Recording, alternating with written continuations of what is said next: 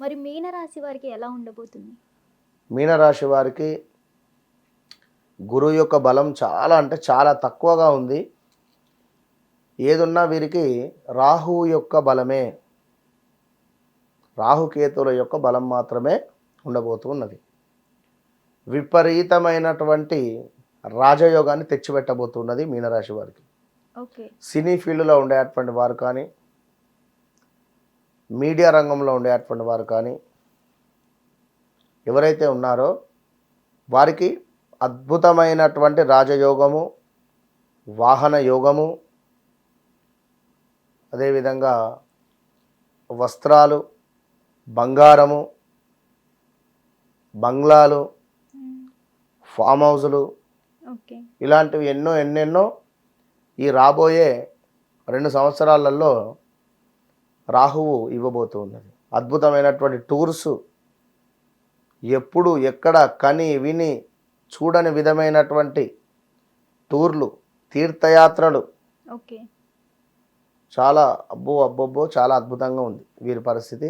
Okay. So శనేశ్వరుడు మీకు లగ్నాత్ వచ్చాడు కనుక మీరు 50 కిలోలు ఉన్నారనుకుందాం, ఓకే. 100 కిలోలుగా అనిపిస్తుంది మీకు. అంతే. అంటే శరీరము కాస్త డబల్ ఇంపాక్ట్ ఉంటుంది. ఎవరో మనల్ని చూస్తున్నారు వెనకాల నుండి అనేటువంటి భావన, ఏదో ఒక నెగిటివ్ ఇంపాక్ట్ అనేటువంటిది మనకు ఉండబోయే పరిస్థితి ఉంది.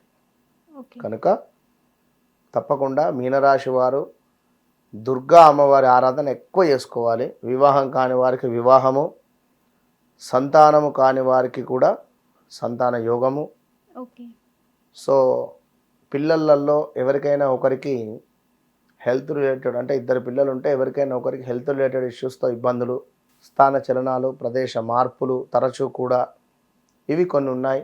ల్యాండ్స్ తీసుకొని ల్యాండ్పై కొన్ని ఇబ్బందులు, మరి ఈ ల్యాండ్ ఎందుకు తీసుకున్నాను అనే విధంగా అనిపించడము, ఇలా కొన్ని అయితే ఉన్నాయి.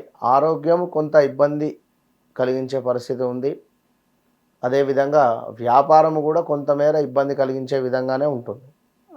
ఖచ్చితంగా వీరు చండీ హోమం కానీ లేదా ప్రత్యంగిర హోమం కానీ, భగలాముఖి అమ్మవారి హోమం కానీ చేయించుకోవడం వల్ల మంచి ఫలితాలు అయితే ఉండబోతున్నాయి. థ్యాంక్ యూ గురుగారు.